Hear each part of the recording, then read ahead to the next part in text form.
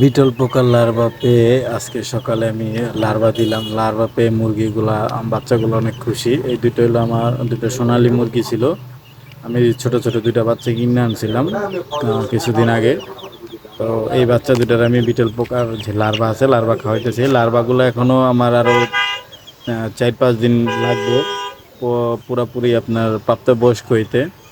তারপর আমি মাঝে মাঝে অল্প কিছু লার্ভা খাওয়াই, যাতে একটু বড় হইলে লার্ভাগুলো তখন খাইলে দেখা গেল ওদের অল্প লার্ভাই পেট ভরে যাইব। ঠিক আছে, এই এখনও লার্ভাগুলো কিন্তু আরও 2-4 দিন লাগবো, 4-5 দিন লাগবো একবারে ফুল আপনার প্রাপ্তবয়স্ক হইতে।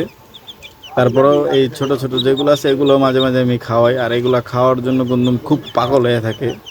মানে কতক্ষণে খাইব, মানে যত দেই ততই খায়। আর এটা কিন্তু অনেক 70% পুষ্টি যোগায় মুরগির জন্য। আপনার হেলথ গ্রোথ মুরগির অনেকটা বাড়ে, রোগ প্রতিরোধ ক্ষমতা বাড়ে।